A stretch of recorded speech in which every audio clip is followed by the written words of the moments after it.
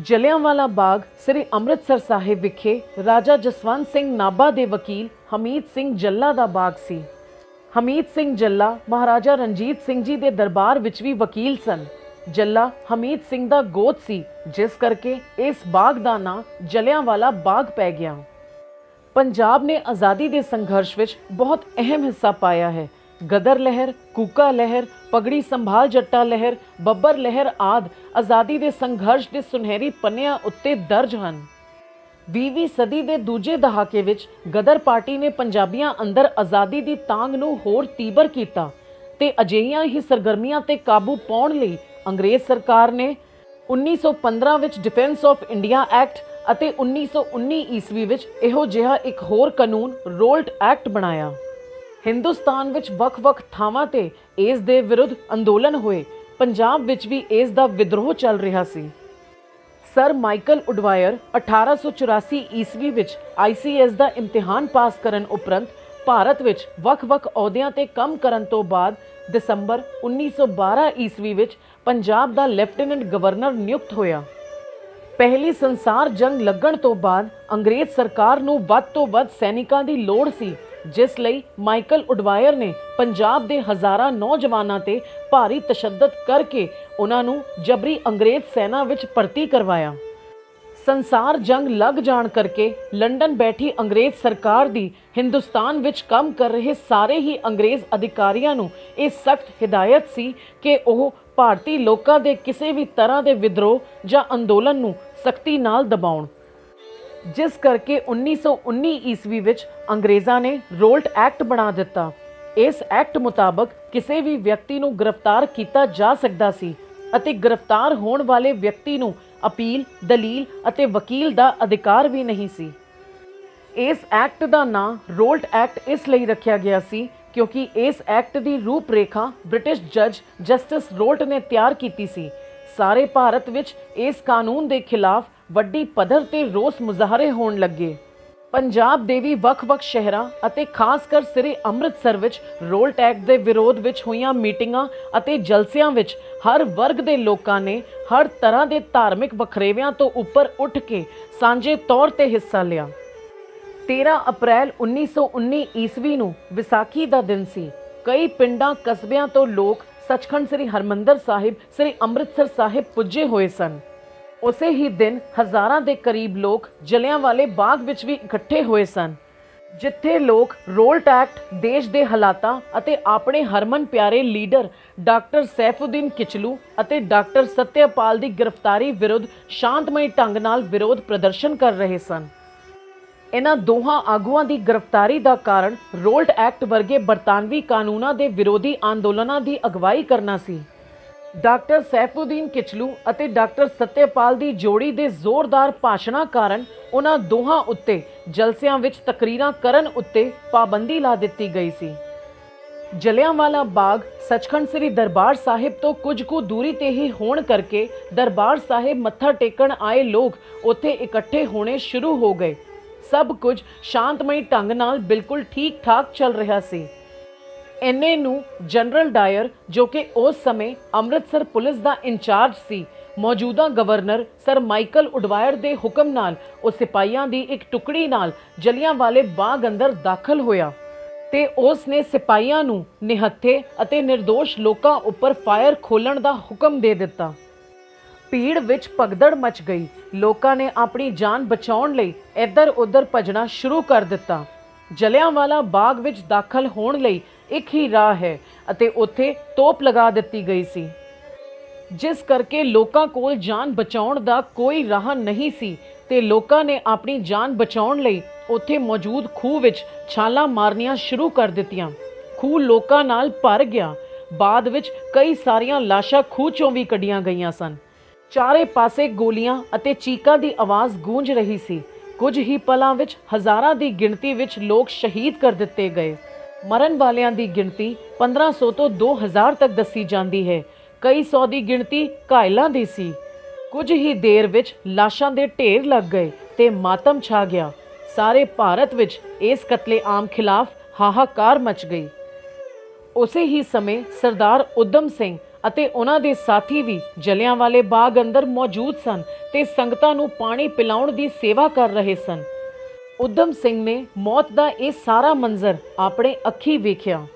ਇਸ ਘਟਨਾ ਨੇ ਸਰਦਾਰ ਊਧਮ ਸਿੰਘ ਦੇ ਮਨ ਉੱਤੇ ਇੰਨਾ ਡੂੰਘਾ ਅਸਰ ਪਾਇਆ ਕਿ ਉਹਨਾਂ ਦੀ ਪੂਰੀ ਜ਼ਿੰਦਗੀ ਦਾ ਮਕਸਦ ਹੀ ਬਦਲ ਦਿੱਤਾ। ਉਹਨਾਂ ਨੇ ਜਲਿਆਂਵਾਲੇ ਬਾਗ ਦੇ ਨਿਹੱਥੇ ਤੇ ਨਿਰਦੋਸ਼ ਸ਼ਹੀਦਾਂ ਦੀ ਜਾਨ ਦਾ ਬਦਲਾ ਲੈਣ ਦਾ ਪ੍ਰਣ ਕਰ ਲਿਆ ਤੇ ਉਸੇ ਹੀ ਸਮੇਂ ਉਹਨਾਂ ਨੇ ਆਪਣੇ ਦਿਲ ਵਿੱਚ ਸਹੁੰ ਚੁੱਕ ਲਈ ਕਿ ਉਹ ਇੱਕ ਦਿਨ ਇਸ ਕਤਲੇਆਮ ਦਾ ਬਦਲਾ ਜ਼ਰੂਰ ਲੈਣਗੇ।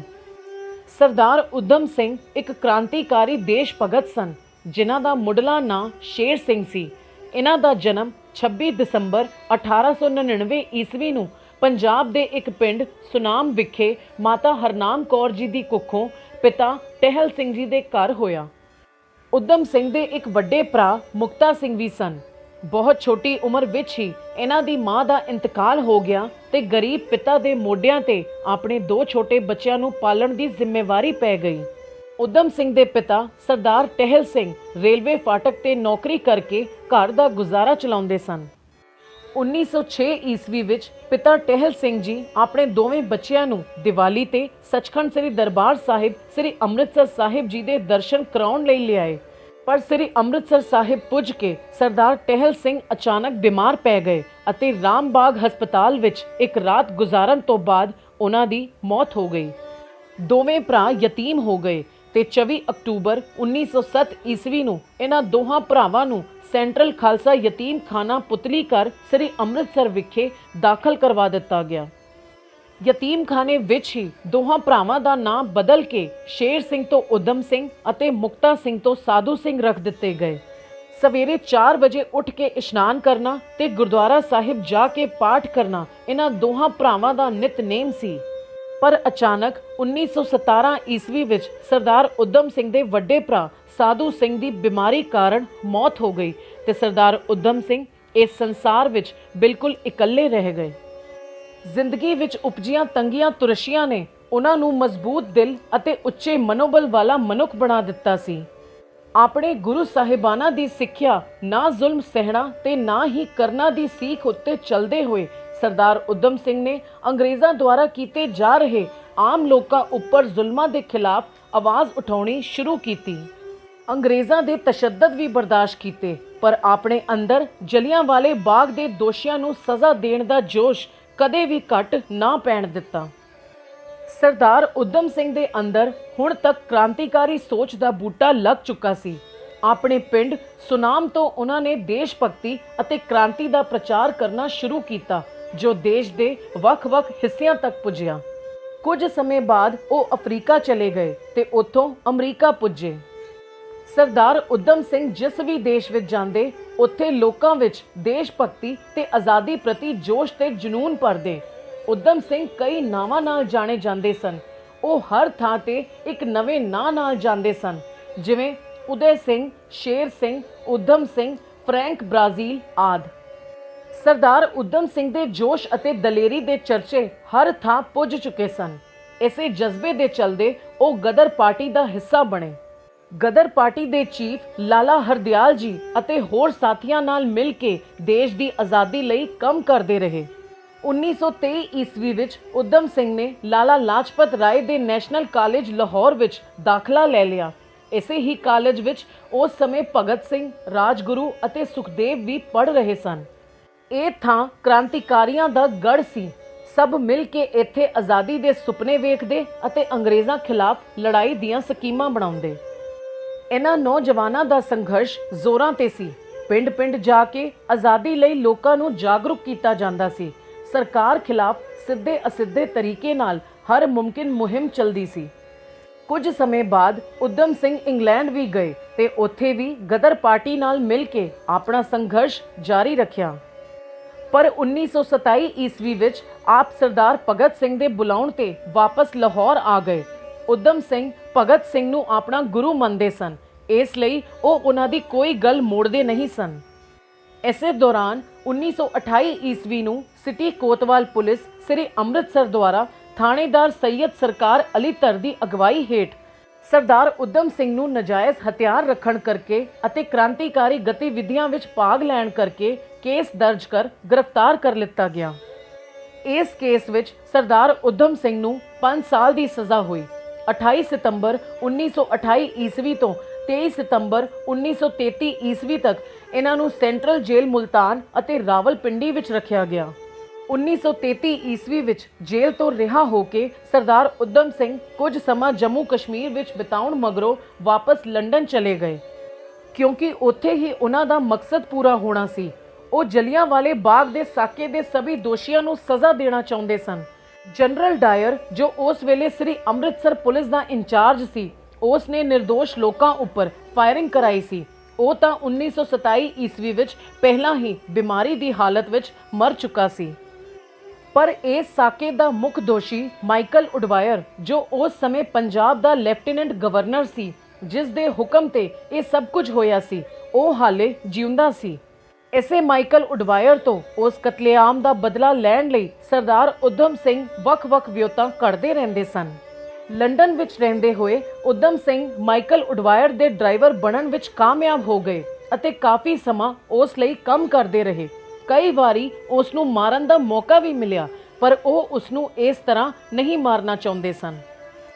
ਸਰਦਾਰ ਉਦਮ ਸਿੰਘ ਦਾ ਸੋਚਣਾ ਸੀ ਕਿ ਜੇ ਉਡਵਾਇਰ ਨੂੰ ਇੰਜ ਮਾਰਿਆ ਤੇ ਲੋਕਾਂ ਨੇ ਸਮਝਣਾ ਹੈ ਕਿ ਕਾਲੇ ਨੌਕਰ ਨੇ ਗੋਰੇ ਅੰਗਰੇਜ਼ ਨੂੰ ਮਾਰ ਦਿੱਤਾ ਤੇ ਇਸ ਗੱਲ ਦਾ ਕੁਝ ਹੋਰ ਹੀ ਮਤਲਬ ਨਿਕਲ ਆਏਗਾ। ਉਹ ਉਡਵਾਇਰ ਨੂੰ ਐਸੀ ਥਾਂ ਤੇ ਮਾਰਨਾ ਚਾਹੁੰਦੇ ਸਨ ਕਿ ਪੂਰੀ ਦੁਨੀਆ ਨੂੰ ਪਤਾ ਲੱਗੇ ਕਿ ਜਲਿਆਂਵਾਲੇ ਬਾਗ ਦੇ ਕਾਤਲ ਨੂੰ ਉਸ ਦੀ ਸਜ਼ਾ ਦੇ ਦਿੱਤੀ ਗਈ ਹੈ। ਸਰਦਾਰ ਉਦਮ ਸਿੰਘ ਸਹੀ ਮੌਕੇ ਦੀ ਤਲਾਸ਼ ਵਿੱਚ ਸਨ ਤੇ ਇਹ ਸਹੀ ਮੌਕਾ ਉਹਨਾਂ ਨੂੰ ਟਾਈਮਜ਼ ਆਫ ਲੰਡਨ ਦੇ ਹਵਾਲੇ ਅਨੁਸਾਰ 12 ਮਾਰਚ 1940 ਈਸਵੀ ਨੂੰ ਮਿਲਿਆ। ਸਰਦਾਰ ਉਦਮ ਸਿੰਘ ਨੇ ਪੜ੍ਹਿਆ ਕਿ 13 ਮਾਰਚ ਨੂੰ ਲੰਡਨ ਦੇ ਕੈਕਸਟਨ ਹਾਲ ਵਿੱਚ ਇੱਕ ਮੀਟਿੰਗ ਹੈ, ਜਿਸ ਵਿੱਚ ਮਾਈਕਲ ਉਡਵਾਇਰ ਵੀ ਸ਼ਾਮਲ ਹੋਵੇਗਾ। ਇਹ ਪੜ੍ਹਦੇ ਹੀ ਸਰਦਾਰ ਉਦਮ ਸਿੰਘ ਨੇ ਆਪਣੀ ਖੁਸ਼ੀ ਦਾ ਪ੍ਰਗਟਾਵਾ ਕਰਦੇ ਹੋਏ ਇੱਕ ਇੰਡੀਅਨ ਰੈਸਟੋਰੈਂਟ, ਜਿੱਥੇ ਕਾਫੀ ਭਾਰਤੀ ਆਉਂਦੇ ਸਨ ਅਤੇ ਉੱਥੇ ਹੀ ਗਦਰ ਪਾਰਟੀ ਦੀਆਂ ਮੀਟਿੰਗਾਂ ਵੀ ਹੁੰਦੀਆਂ ਸਨ, ਵਿਖੇ ਆਪਣੇ ਸਾਥੀਆਂ ਅਤੇ ਦੂਜੇ ਲੋਕਾਂ ਵਿੱਚ ਲੱਡੂ ਵੰਡੇ।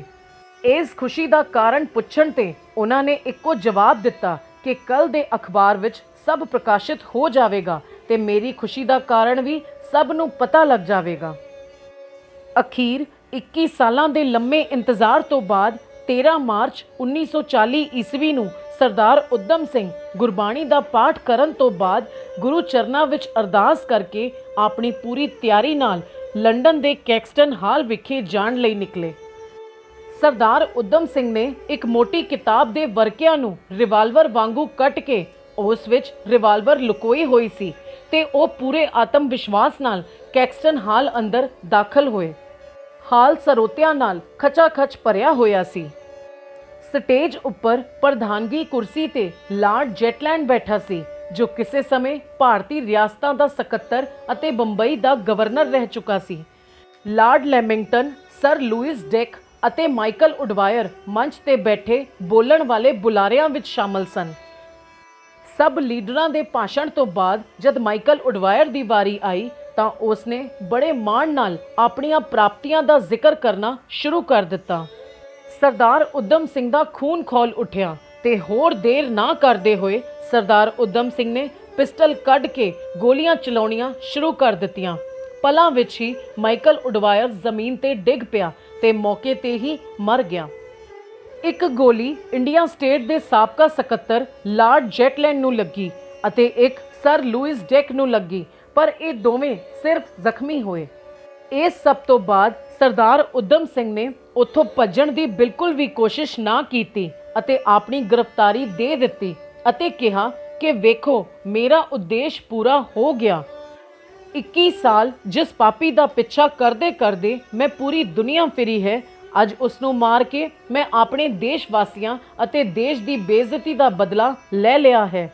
ਉਹਨਾਂ ਹਜ਼ਾਰਾਂ ਸ਼ਹੀਦਾਂ ਦੀ ਮੌਤ ਦਾ ਬਦਲਾ ਲੈ ਲਿਆ ਹੈ ਜੋ ਬਿਨਾਂ ਕਿਸੇ ਕਾਰਨ ਜਲਿਆਂਵਾਲੇ ਬਾਗ ਵਿਖੇ ਮਾਰ ਦਿੱਤੇ ਗਏ ਸਨ। ਹੁਣ ਮੈਂ ਭੱਜਾਂਗਾ ਨਹੀਂ, ਤੁਸੀਂ ਜੋ ਕਰਨਾ ਹੈ ਕਰ ਲਵੋ। ਇਸ ਪ੍ਰਸੰਗ ਵਿੱਚ ਸਰਦਾਰ ਕਰਤਾਰ ਸਿੰਘ ਬਲੱਗਣ ਲਿਖਦੇ ਹਨ, ਉਦਮ ਸਿੰਘ ਸਰਦਾਰ ਨੇ ਮਾਰ ਗੋਲੀ ਡਿੱਠਾ ਜਦੋਂ ਮੂਜ਼ੀ ਹਿਲਣੋਂ ਰਹਿ ਗਿਆ ਏ, ਲੱਗਾ ਕਹਿਣ ਨੀ ਅਣਖੇ ਪੰਜਾਬ ਦੀਏ, तेरा कर्ज मेरे सिर तो लह गया है। ਜਦੋਂ ਸਰਦਾਰ ਉਦਮ ਸਿੰਘ ਦੇ ਇਸ ਕਾਰਨਾਮੇ ਦੀ ਖਬਰ ਭਾਰਤ ਪੁੱਜੀ ਤੇ ਹਰ ਪਾਸੇ ਖੁਸ਼ੀ ਦੀ ਲਹਿਰ ਦੌੜ ਉੱਠੀ। ਪਰ ਜਿੱਥੇ ਸਰਦਾਰ ਉਦਮ ਸਿੰਘ ਦਾ ਨਾਂ ਹਰ ਪਾਸੇ ਗੂੰਜ ਰਿਹਾ ਸੀ, ਉੱਥੇ ਦੂਜੇ ਪਾਸੇ ਕਾਂਗਰਸ ਅਤੇ ਮਹਾਤਮਾ ਗਾਂਧੀ ਨੇ ਇਸ ਗੱਲ ਦੀ ਨਿੰਦਾ ਕਰਦਿਆਂ ਹੋਇਆਂ ਉਦਮ ਸਿੰਘ ਨੂੰ ਪਾਗਲ ਕਰਾਰ ਦਿੱਤਾ ਤੇ ਇੱਕ ਪਾਗਲ ਭਾਰਤੀ ਦੀ ਇਸ ਹਰਕਤ ਤੇ ਅਫਸੋਸ ਜਤਾਇਆ। ਪਰ ਇਹਨਾਂ ਗੱਲਾਂ ਦਾ ਨਾ ਤਾਂ ਕੋਈ ਫਰਕ ਸਰਦਾਰ ਉਦਮ ਸਿੰਘ ਨੂੰ ਪਿਆ ਅਤੇ ਨਾ ਹੀ ਇਨਸਾਫ ਦੀ ਆਸ 'ਚ ਬੈਠੇ ਆਮ ਲੋਕਾਂ ਨੂੰ। ਹਰ ਪਾਸੇ ਕੇਵਲ ਉਦਮ ਸਿੰਘ ਜ਼ਿੰਦਾਬਾਦ ਦੇ ਨਾਅਰੇ ਲੱਗ ਰਹੇ ਸਨ। ਇੱਧਰ ਲੰਡਨ ਵਿੱਚ 1 ਅਪ੍ਰੈਲ 1940 ਈਸਵੀ ਵਿੱਚ ਸਰਦਾਰ ਉਦਮ ਸਿੰਘ ਉੱਤੇ ਮਾਈਕਲ ਉਡਵਾਇਰ ਦੇ ਕਤਲ ਦਾ ਕੇਸ ਚਲਾਇਆ ਗਿਆ। ਲੰਡਨ ਵਿੱਚ ਉਦਮ ਸਿੰਘ ਰਾਮ ਮੁਹੰਮਦ ਸਿੰਘ ਆਜ਼ਾਦ ਦੇ ਨਵੇਂ ਨਾਂ ਨਾਲ ਰਹਿ ਰਹੇ ਸਨ ਅਤੇ ਅਦਾਲਤ ਦੇ ਪੁੱਛਣ ਤੇ ਵੀ ਉਹਨਾਂ ਨੇ ਆਪਣਾ ਇਹ ਹੀ ਨਾਂ ਦੱਸਿਆ। ਉਦਮ ਸਿੰਘ ਜਾਣਦੇ ਸਨ ਕਿ ਅਦਾਲਤ ਵਿੱਚ ਕੀਤੀ ਇੱਕ ਗੱਲ ਅਖਬਾਰ ਦੇ ਜ਼ਰੀਏ ਆਵਾਮ ਤੱਕ ਪੁੱਜੇਗੀ, ਕਿਉਂਕਿ ਉੱਥੇ ਬਹੁਤ ਸਾਰੇ ਪੱਤਰਕਾਰ ਮੌਜੂਦ ਸਨ। ਇਸ ਲਈ ਇਸ ਪੂਰੀ ਕਾਰਵਾਈ ਵਿੱਚ ਉਹਨਾਂ ਨੇ ਆਪਣਾ ਪੂਰਾ ਮਕਸਦ ਦੱਸਿਆ। ਬੜੀ ਹੀ ਸੂਝ-ਬੂਝ ਨਾਲ ਉਹਨਾਂ ਨੇ ਅਦਾਲਤ ਵਿੱਚ ਅੰਗਰੇਜ਼ ਹਕੂਮਤਾਂ ਦੇ ਅਸਲ ਚਿਹਰੇ ਵਿਖਾਏ। ਅਖੀਰ 31 ਜੁਲਾਈ 1940 ਈਸਵੀ ਨੂੰ ਪੈਂਟਨਵਿਲੇ ਜੇਲ੍ਹ ਵਿੱਚ ਇਸ ਮਹਾਨ ਵਿਅਕਤੀ ਉਦਮ ਸਿੰਘ ਉਰਫ ਰਾਮ ਮੁਹੰਮਦ ਸਿੰਘ ਆਜ਼ਾਦ ਨੂੰ ਫਾਂਸੀ ਤੇ ਲਟਕਾ ਸ਼ਹੀਦ ਕਰ ਦਿੱਤਾ ਗਿਆ। ਤੇ ਇਸ ਤਰ੍ਹਾਂ ਇਸ ਸੂਰਬੀਰ ਯੋਧੇ ਨੇ 21 ਵਰ੍ਹੇ ਆਪਣੇ ਸੀਨੇ ਵਿੱਚ ਸਾਂਭੇ ਉਦੇਸ਼ ਨੂੰ ਪੂਰਾ ਕਰਕੇ ਹਿੰਦੁਸਤਾਨ ਦੀ ਇੱਜ਼ਤ ਲੰਡਨ ਦੀਆਂ ਗਲੀਆਂ ਵਿੱਚ ਰੁਲਣੋਂ ਬਚਾਈ। ਉਹ ਅੰਗਰੇਜ਼ ਜਿਨ੍ਹਾਂ ਦੇ ਰਾਜ ਵਿੱਚ ਕਦੇ ਸੂਰਜ ਨਹੀਂ ਡੁੱਬਦਾ ਸੀ, ਉਹਨਾਂ ਦੇ ਇੱਕ ਐਸੇ ਹੈਂਕੜਬਾਜ਼ ਹੁਕਮਰਾਨ ਨੂੰ 7 ਸਮੁੰਦਰ ਪਾਰ ਉਸਦੇ ਆਪਣੇ ਘਰ ਵਿੱਚ ਜਾ ਕੇ ਸ਼ਹੀਦ ਉਦਮ ਸਿੰਘ ਜੀ ਨੇ ਸ਼ਰੇਆਮ ਭਰੇ ਦਰਬਾਰ ਵਿੱਚ ਉਸ ਨੂੰ ਕਤਲ ਕਰ ਇਹ ਦਰਸਾ ਦਿੱਤਾ ਕਿ ਆਪਣੇ ਗੁਰੂ ਦਾ ਓਟ ਆਸਰਾ ਲੈ ਇੱਕ ਬੁਲੰਦ ਹੌਸਲੇ ਵਾਲਾ ਮਨੁੱਖ ਵੱਡੇ ਤੋਂ ਵੱਡਾ ਅਤੇ ਨਾਮੁਮਕਿਨ ਤੋਂ ਨਾਮੁਮਕਿਨ ਕੰਮ ਵੀ ਸਿਰੇ ਚਾੜ ਸਕਦਾ ਹੈ। ਰੱਸਾ ਫਾਂਸੀ ਦਾ ਪਾ ਕੇ ਗਲ ਆਪਣੇ, ਗਿਲਾ ਦੂਰ ਕੀਤਾ ਮੋਇਆਂ ਹਾਣੀਆਂ ਦਾ, ਕੀਤਾ ਮਾਂ ਪੰਜਾਬਣ ਦਾ ਦੁੱਧ ਸਫਲਾ, ਕੀਤਾ ਨੀਰ ਸਫਲਾ ਪੰਜਾਂ ਪਾਣੀਆਂ ਦਾ। ਸ਼ਹੀਦ ਉਦਮ ਸਿੰਘ ਆਪਣੇ ਅਖੀਰ ਤੱਕ ਬੜੇ ਖੁਸ਼ ਤਬੀਅਤ ਮਨੁੱਖ ਰਹੇ ਅਤੇ ਫਾਂਸੀ ਦੇ ਤਖਤੇ ਤੱਕ ਜਾਂਦੇ ਹੋਏ ਉਹਨਾਂ ਨੇ ਆਪਣੇ ਜੀਵਨ ਵਿੱਚ ਹਮੇਸ਼ਾ ਆਪਣੇ ਆਦਰਸ਼ ਸਰਦਾਰ ਭਗਤ ਸਿੰਘ ਦੀ ਮਿਸਾਲ ਨੂੰ ਆਪਣੇ ਸਾਹਮਣੇ ਰੱਖਿਆ। ਮੁਕੱਦਮੇ ਦੌਰਾਨ ਸ਼ਹੀਦ ਉਦਮ ਸਿੰਘ ਜੀ ਨੇ ਆਪਣੀ ਅਸਥੀਆਂ ਆਪਣੇ ਦੇਸ਼ ਭੇਜਣ ਦੀ ਇੱਛਾ ਜ਼ਾਹਿਰ ਕੀਤੀ ਸੀ, ਪਰ ਉਸ ਵੇਲੇ ਇਸ ਦੀ ਆਗਿਆ ਨਹੀਂ ਦਿੱਤੀ ਗਈ ਸੀ। ਪਰ ਬਾਅਦ ਵਿੱਚ 1974 ਈਸਵੀ ਵਿੱਚ ਪੰਜਾਬ ਸਰਕਾਰ ਦੇ ਜ਼ੋਰ ਪਾਉਣ ਤੇ ਭਾਰਤ ਸਰਕਾਰ ਸ਼ਹੀਦ ਉਦਮ ਸਿੰਘ ਜੀ ਦੀ ਅਸਥੀਆਂ ਨੂੰ ਆਪਣੇ ਵਤਨ ਲਿਆਉਣ ਵਿੱਚ ਕਾਮਯਾਬ ਹੋ ਗਈ। ਉਸ ਮੌਕੇ ਲੱਖਾਂ ਲੋਕ ਸ਼ਹੀਦ ਉਦਮ ਸਿੰਘ ਜੀ ਨੂੰ ਸ਼ਰਧਾਂਜਲੀ ਦੇਣ ਲਈ ਇਕੱਠੇ ਹੋਏ ਸਨ। ਅੱਜ ਵੀ ਜਲਿਆਂਵਾਲੇ ਬਾਗ ਅੰਦਰ 19 ਜੁਲਾਈ 1974 ਈਸਵੀ ਨੂੰ ਭਾਰਤ ਲਿਆਈਆਂ ਸ਼ਹੀਦ ਉਦਮ ਸਿੰਘ ਜੀ ਦੀਆਂ ਅਸਥੀਆਂ ਮੌਜੂਦ ਹਨ। ਸ਼ਹੀਦੀ ਖੂਹ ਅਤੇ ਗੋਲੀਆਂ ਦੇ ਨਿਸ਼ਾਨ ਅੱਜ ਵੀ ਉੱਥੇ ਵੇਖੇ ਜਾ ਸਕਦੇ ਹਨ।